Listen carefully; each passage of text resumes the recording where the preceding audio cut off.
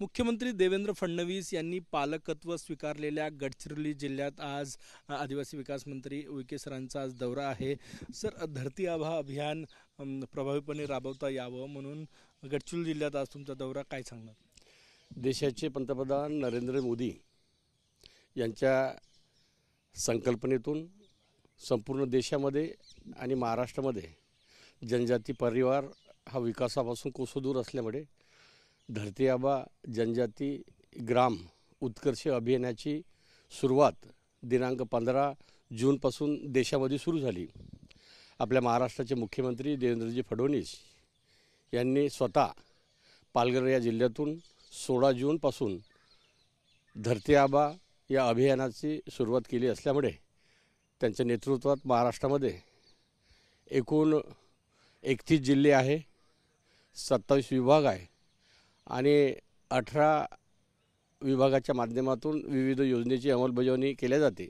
त्यामुळे गडचिरोली जिल्ह्यामधून नागपूर विभागाचा आज गडचिरोलीमध्ये आढावा असल्यामुळे त्या आढाव्याच्या निमित्ताने आज गडचिरोली येथे आम्ही जाणार आहे आणि सर्व जिल्हाधिकारी, सर्व CEO यांच्या माध्यमातून आम्ही धरती आबा जनजाती ग्राम स्वराज्य उत्कर्ष अभियानाचा आम्ही आढावा घेणार आहे।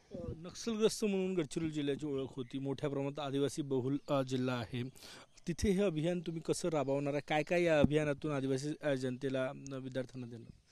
या धरती आबा योजनेमधून 25 योजनेची अंमलबजावणी करायची आहे। प्रत्येक गावाची एक कृती आराखडा तयार केला गेला पाहिजे।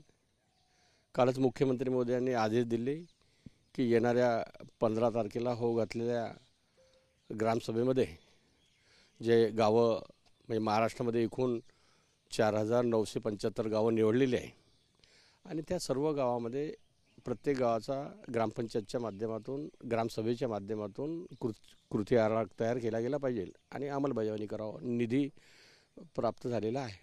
पुरेसा निधी आहे? काही निधी वळवल्याच्या बातम्या होत्या मध्यंतरी? नाही, निधी आदिवासी विभागाचा जेवढा विकासाला पाहिजे तेवढा 100% मिळते, वळवण्याचा संबंधच येत नाही। आणि मुख्यमंत्री आदिवासी विभागाप्रती मुख्यमंत्री असो, उपमुख्यमंत्री असो 100% आणि कॅबिनेटचे सर्व मंत्री आदिवासी विभागाप्रती सहानुभूती, प्रेमाने विश्वास असल्यामुळे अतिशय मनापासून विकास काम सुरू आहे। काल कॅबिनेट झाली, मुख्यमंत्र्यांनी काही सूचना दिलेल्या आहे? काय सूचना दिल्या मंत्र्यांना?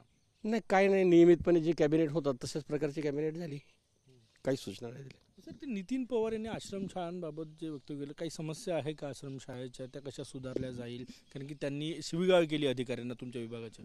नाही, नाशिक जिल्ह्यामध्ये कळवण विधानसभा मतदारसंघ आहे।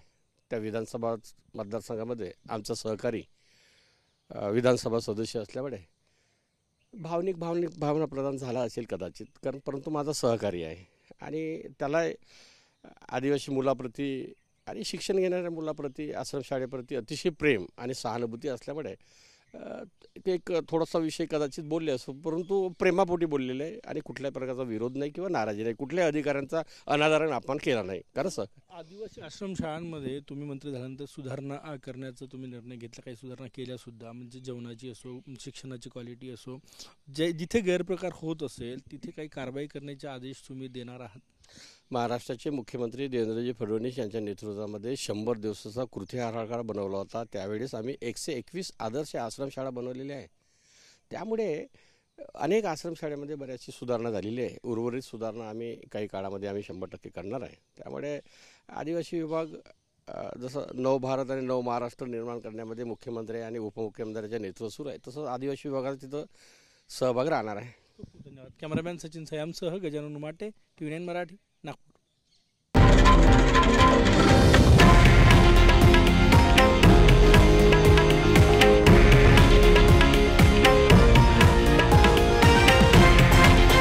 हे आहे देशातील नंबर 1 न्यूज नेटवर्क आणि आपण पाहत आहात TV9 मराठी, एकमेव।